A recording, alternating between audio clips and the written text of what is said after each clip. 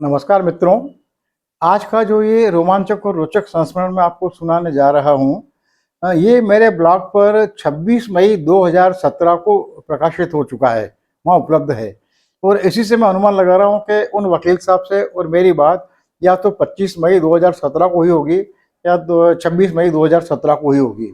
बिना किसी भूमिका के वकील साहब ने जैसा मुझे सुनाया था, लगभग वैसा का वैसा आपको सुनाने की कोशिश कर रहा हूँ। बहुत ध्यान से सुनिएगा, कोई भी अंश चूकने पर इसका आनंद कम हो सकता है या नष्ट भी हो सकता है। वकील साहब ने कहा, मैं महाकौशल के एक जिला मुख्यालय पर रहता हूँ, वहीं वकालत करता हूँ।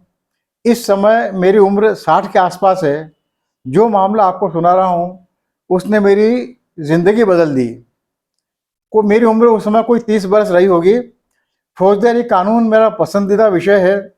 मैं फौजदारी मामलों के फैसले खूब ध्यान से पढ़ता था। धीरे धीरे मेरी पहचान अपराधियों को जमानत दिलाने और अपने ज्ञान और तार्किक कौशल के दम पर उन्हें बरी कराने में एक्सपर्ट वकील के रूप में मेरी पहचान हो गई। नामचीन अपराधियों का मेरे घर पर आना जाना बना रहता था। जिनसे नाम से लोग थर्राते थे, उनसे मेरा याराना था, वो मुझे सलाम किया करते थे। मुंह मांगी तगड़ी फीस तो मिलती थी। उन लोगों की वजह से मेरे बहुत सारे काम घर बैठे चुटकी बजाते हो जाया करते थे। इस बीच मुझे डीजे कोर्ट का एक केस मिला, जिला न्यायालय का, जिला सत्र न्यायालय का। पहली नज़र में तो केस बहुत ही मामूली और बहुत ही छोटा था, लेकिन इसके इसी मामूलीपन और छोटेपन ने मेरा ध्यान खींचा। एक आदमी से 350 ग्राम गांजा पकड़ा गया था और जो तहसील कोर्ट या जिसे कहते हैं लोअर कोर्ट, उसने सजा दे दी थी। यूं तो बात बहुत बड़ी नहीं थी, लेकिन जिसे सजा दी गई थी उसके कारण यह मामला बहुत महत्वपूर्ण हो गया था। अपराधी बहुत खूंखार था, पूरे इलाके के लिए परेशानी का सबब बना हुआ था, वो प्रशासन के लिए वो चुनौती बना हुआ था। उसके आपराधिक इतिहास के लिहाज से उससे केवल 350 ग्राम गांजा बरामद होना और उसे सजा हो जाना, ये सबसे बड़ी अजीब बात थी। इतने बड़े और खूंखार अपराधी के लिए तो ये बहुत ऐसा लगा जैसे कोई बेइज्जती वाली बात है कि इतने छोटे मामले में सजा हो गई। एक इसी बात ने मुझे जिज्ञासु बना दिया। वकील साहब ने कहा, मैंने पूरा केस बार बार पढ़ा, एक बार दो बार बार बार पढ़ा, और मुझे हैरत हो रही थी कि ऐसे मामलों में अपने मुवक्किल को बरी कराना तो चुटकी बजाने से भी कम का काम होता है। फिर इस केस में आखिर ऐसा है क्या? लेकिन मुझे बहुत ज़्यादा मेहनत नहीं करनी पड़ी। मुझे समझ आ गया कि पूरा मामला पुलिस का बनाया हुआ है।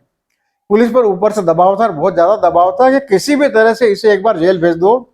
एक बार अंदर गया तो फिर कभी बाहर नहीं निकले, ऐसी व्यवस्था कर लेंगे। जैसे ही छूटेगा, जेल के दरवाजे पर ही दूसरे गुनाह में गिरफ्तार करके इसे फिर अंदर कर देंगे। इसी योजना के तहत ये शानदार बड़ा पुख्ता केस बनाया गया और इसे सजा हुई थी। पुलिस ने इस मामले में फुल प्रूफ प्लान बनाया था और उसे अंजाम तक पहुंचाया। मामले में कुल 5 गवाह थे और पांचों के पांचों पक्के गवाह थे। पब्लिक प्रोसिक्यूटर या जिन्हें बोलते हैं सरकारी वकील ने मानो अपना सारा जोर इसी मामले में लगा दिया था। पुलिस ने पूरी चौकसी बरती। एक भी गवाह टूटना तो दूर, एक भी शब्द से इधर से उधर नहीं हुआ। सब कुछ किसी शानदार पूर्वाभ्यास वाले चुस्त नाटक, वेल रिहर्स्ड टाइट ड्रामा की तरह हुआ। और यह केस मुझे रोचक तो लगा ही, मुझे एक तरह से चैलेंज भी लगा, चुनौती भी लगा। सोच लिया, इस केस को फीस के लिए नहीं, खुद को साबित करने के लिए लड़ना है। डीजे साहब नए नए आए थे। उनकी पहचान उनके आने से पहले ही हमारे यहाँ पहुंच चुकी थी। वे बड़े सख्त मिजाज आदमी थे और जल्दी से जल्दी मामला निपटाना उनकी विशेषता थी। वो मामलों को पेंडिंग रखने में भरोसा नहीं किया करते थे। और ये मामला, उनकी जो वकील साहब, जज साहब की जो आदत थी कि मामला जल्दी से जल्दी निपटाना, यही मुझे, मेरे लिए सबसे बड़ी बाधा लगी। मुझे प्रोफेशनल नॉलेज, यानी मेरा व्यावसायिक ज्ञान एक तरफ सरका कर पहले इस मामले का तोड़ ढूंढना था। कौन से मामले का? मामला जल्दी से जल्दी निपटाने का। तहसील अदालत के फैसले के खिलाफ अपील करने का आखिरी दिन तेजी से बात आता जा रहा था। मैंने सबको टटोलना शुरू किया, सबको, यानी मुकदमे से जुड़े हुए सब लोगों को। मुकदमे में मेरा नाम सामने आते ही पुलिस अतिरिक्त रूप से चौकन्नी हो गई थी। ये केस जिस तरह से मेरे लिए चुनौती था, मेरा नाम सामने आने के बाद पब्लिक प्रोसिक्यूटर के लिए भी उससे भी अधिक चुनौती भरा हो गया था। पुलिस की चुस्ती और चौकन्नापन ऐसा कि गवाह तो क्या, गवाहों के घर वाले परिजन भी नजर आने बंद हो गए। सब कहीं अंतर्ध्यान हो गए, भूमिगत हो गए। गवाह मिल जाते तो भी उनका नहीं टूटना बिल्कुल तय था। केस में कुछ भी नया कहने, नया पेश करने की गुंजाइश तिनके के बराबर भी नहीं थी। चारों ओर इसी केस के चर्चे थे कि इस वकील ने ये केस लिया है और ये कभी नहीं हारता है, देखें इसमें हारता है कि जीतता है। मुझे हर दिन अपील करने का आखिरी दिन लगने लगा। मैंने केस तो ले लिया, लेकिन घबराहट होने लगी थी कि अब करूँगा क्या। इन डीजे साहब के सामने मेरा पहला केस था और मैं ऐसा कुछ भी करने की सोच नहीं सकता था जिसकी वजह से मेरे बारे में ये खराब रहा, यानी कि कोई नेगेटिव ओपिनियन बना लें। मुझे कुछ भी नहीं सूझ रहा था। एक बार विचार आया मुकदमा लड़ने से इनकार कर दूं, लेकिन अब तो ये भी मुमकिन नहीं था। अकेले में मैं खुद को सांप छछूंदर वाली दशा में पा रहा था। लेकिन जहाँ चाह वहाँ रहा, मैंने एक रास्ता तलाश कर ही लिया। मुझे ज्ञान से नहीं, कौशल से यानी चतुराई से, और आप जिसे कह सकते थे धूर्तता बदमाशी से काम लेना होगा, और मैंने वही किया। पूरी सुनवाई के दौरान मैं सहज सामान्य बना रहा, एक बार भी लंबी तारीख नहीं मांगी। डीजे साहब ने जो कहा, जैसा कहा वैसा ही माना। मैंने कोई नया सबूत पेश नहीं किया, न ही कोई सरकारी गवाह टूटा। सब कुछ वैसा का वैसा ही रहा जैसा तहसील अदालत में हुआ था। जल्दी फैसले का दिन आ गया। जिला अदालत उस दिन खचाखच भरी हुई थी। मेरे मुवक्किल से जुड़े लोग तो बहुत गिनती के थे, बाकी सब वकील ही वकील थे। और मुझे खबर मिली कि फैसला जल्दी से जल्दी जानने के लिए कलेक्टर और एसपी भी जिला न्यायालय के पास वाले डाक बंगले में बैठे हुए हैं। मेरे केस का नंबर आया। जिला जज साहब ने अपना फैसला पढ़ना शुरू किया। फैसला बहुत बड़ा नहीं था, लेकिन जैसे ही अंतिम पैराग्राफ आया, डीजे साहब, जिला जज साहब रुके, गंभीर मुद्रा और निराश थकी आवाज में बोले, अब मैं जो पढ़ने जा रहा हूँ वो एक फैसला मात्र है, न्याय नहीं। अंग्रेजी में उन्होंने कहा था, now what I am going to read is a mere decision, not the justice. और उन्होंने बेमन से कुछ इस तरह पढ़ा, लोक अभियोजक अपराध असंदिग्ध रूप से प्रमाणित नहीं कर सके, न्यायालय के सामने आरोपी को दोष मुक्त करने के सिवाय और कोई चारा नहीं है। कहकर डीजे साहब उदास मुख मुद्रा में अपने चैम्बर में चले गए। डीजे साहब का जाना था कि कोर्ट रूम में तो मानो कोहराम मच गया, बम फट गया मानो। किसी को विश्वास नहीं हो रहा था कि मैं कामयाब हो गया हूँ। सब हैरान थे। वकील एक के बाद एक मुझे बधाइयाँ दे रहे थे।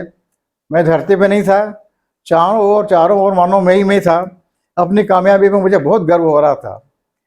लेकिन आत्ममुग्धता में मैंने कल्पना भी नहीं की थी कि यह अंत नहीं, शुरुआत है। शुरुआत मेरी जिंदगी की दशा और दिशा बदलने की शुरुआत। 2 दिनों के बाद मुझे डीजे साहब ने शाम को अपने बंगले पर बुलाया। उन्होंने जो कहा उसका एक एक शब्द बैरागी जी आज कोई 30 बरस बाद भी मेरे कानों में जो कहा तो गूंज रहा है। धीरे गंभीर आवाज में उन्होंने कहा, तुम मेरे बड़े बेटे की उम्र के हो, तुमने जो किया अच्छा नहीं किया। तुमने अपने अनुभव और ज्ञान का उपयोग किया होता तो मैं तुम्हें वहीं कोर्ट में ही फैसला सुनाते हुए कुर्सी से ही बधाई देता, किंतु तुमने चतुराई बरती, कनिंगनेस, क्लेवरनेस बरती। मुझे खुद पर गुस्सा और खीज हो रही है कि तुम्हारी चतुराई मुझे बहुत देर से समझ में आई। तुमने प्रक्रिया की कमजोरी का फायदा उठाया। जो गवाही 1 दिन में पूरी हो सकती थी, तुमने 3-3 दिन में पूरी की। बेशक तारीख तुमने वही मानी जो मैंने दी थी, लेकिन तुमने ऐसा क्यों किया ये मुझे अब तब समझ में आया जब तुमने अपनी जिरह यह कहकर समाप्त की कि कोर्ट में जो गांजा पेश किया गया है ये वो गांजा नहीं है जो जब्त किया गया था। तुम्हारी इस दलील ने मुझे चौंका दिया था, लेकिन जब गांजा तुलवाया गया तो वो 350 ग्राम के आसपास निकला, 350 ग्राम नहीं। दूसरे लोगों की छोड़ो, मैं खुद ही हक्का बक्का रह गया, ऐसे कैसे हो गया। यह एक ऐसा वस्तुपरक तथ्य, मटेरियल फैक्ट था जिसकी अनदेखी करना मुमकिन नहीं था। लेकिन अब समझ में आया कि हर पेशी पर गवाह से जिरह करते समय तुम जब्त गांजे की पोटली खुलवा कर गांजे को चुटकी में मसलते हुए गवाह से पूछते थे, क्या ये वही गांजा है जिसकी जब्ती के पंचनामा पर तुम्हारे दस्तखत हैं। तो तुम्हारी इस हरकत का मतलब क्या होता था ये मैं अब समझ पाया। तुमने हर पेशी पर गवाह से की गई हर जिरह में इस तरह चुटकियों में मसल मसल कर गांजे की मात्रा कम कर दी, और तुम ये साबित करने में कामयाब हो गए कि जो गांजा जब्त करने का आरोप है वो गांजा तो ये गांजा है ही नहीं। और तुमने मुकदमे की नींव ही ध्वस्त कर दी, आधार ध्वस्त कर दिया। लेकिन याद रखो, तुम मुकदमा जरूर जीत गए हो, लेकिन जिंदगी हार गए। बैरागी जी, मुझे उनके शब्द अभी भी जो कहते हो याद है कि तुम मुकदमा जरूर जीत गए, लेकिन जिंदगी हार गए। वकील जीत गया, लेकिन वकालत का पेशा उसकी पवित्रता हार गई। मुझे काटो तो खून नहीं बैरागी जी, मैं तो इस उम्मीद से आया था कि डीजे साहब जो बधाई कोर्ट में नहीं दे सके वही बधाई मुझे यहाँ मिलेगी, लेकिन यहाँ तो सब कुछ उल्टा हो गया। उन्होंने मेरी चोरी पकड़ ली थी। मुझे लग रहा था कि मैं अपनी आंखों अपना पोस्टमार्टम होते हुए देख रहा हूँ।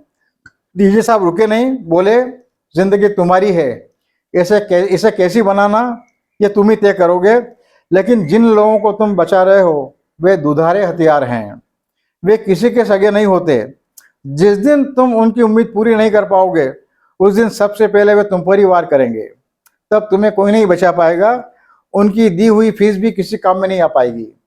परसों जिसे तुमने छुड़ाया है तुम अच्छी तरह जानते हो कि वो पूरे समाज के लिए परेशानी का बना हुआ है।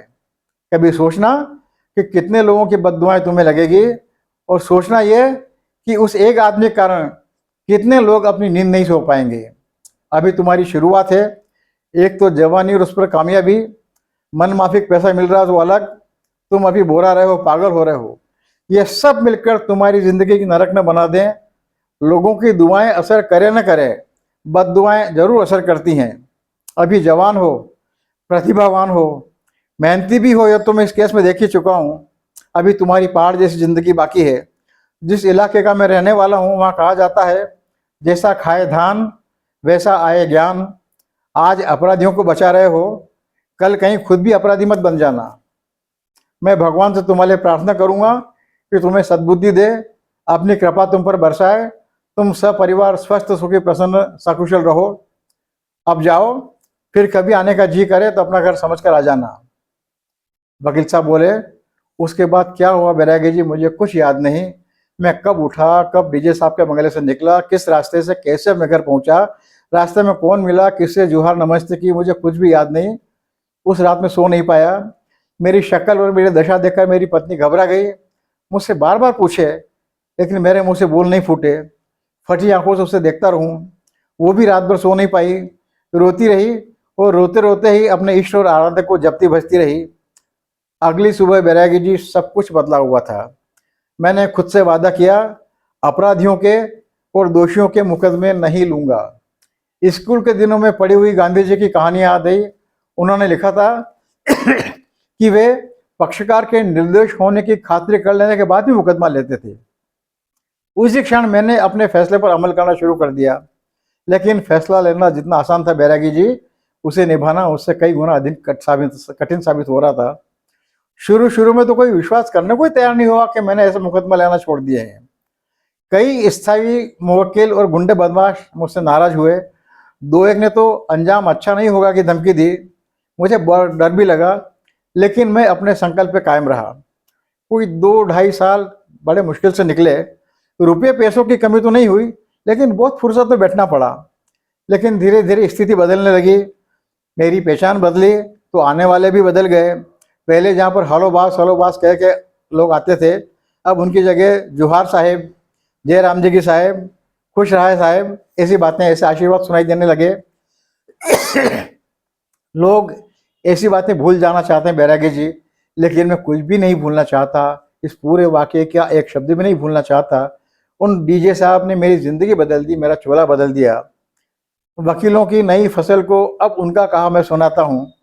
नई फसल के नई उम्र के वकील जो करना हो वो करें, लेकिन मैं मन ही मन बड़ा खुश होता हूँ उन्हें ये सब सुना कर। और ये जो खुशी मिलती है ना बैरागी जी, उसका आनंद ही अलग है, आत्मा तृप्त हो जाती है। सच का रास्ता कितना आनंद देता है ये कोई मुझसे पूछे। फिर वकील साहब ने मुझसे पूछा, आप कहिए बैरागी जी, कैसी लगी मेरी आप बीती, लिखने काबिल है कि नहीं? लिखेंगे? मेरा निवेदन है जरूर लिखिएगा। आपका मन नहीं करे तो भी लिखिएगा। लिखने के बाद मुझे बताइएगा कि आपको आनंद आया नहीं, आपको तृप्ति मिली या नहीं। मैं कुछ नहीं बोल सकता, हाँ या ना मैं जवाब भी नहीं दे पाया। वकील साहब ठठाकर उधर से बोले, आप तो ये भी याद नहीं बैरागी जी कि इन 20-30 वर्षों में ये आप बीती किस किस को कितनी बार सुनाई, लेकिन हर बार ऐसा ही हुआ, सुनने वाला बोलने की हालत में ही नहीं रहा, बिल्कुल जैसे कि आप अभी चुप हो गए हो। अच्छा, मेरी बात सुनने के लिए धन्यवाद, नमस्कार। मैं सन्न था, मंत्रविद्ध की तरह मानो एक पूरी जिंदगी जी गया वकील साहब की बातें सुनकर। देर तक मोबाइल कान पर लगा रहा उसके बाद सबसे पहला काम जो किया वो आपके सामने है, आपको कहानी सुना रहा हूँ। बताइए, आप इस बात को खुद तक सीमित रखेंगे या जैसे मैंने आगे बढ़ाई उस तरह से आप भी इसे आगे बढ़ाएंगे? बताइएगा ज़रूर। बहुत बहुत धन्यवाद। मेरा चैनल अवश्य सब्सक्राइब कीजिएगा और करवाइएगा, ये वीडियो लाइक कीजिएगा, साझा कीजिएगा, इस अच्छी बात को और आगे बढ़ाइएगा।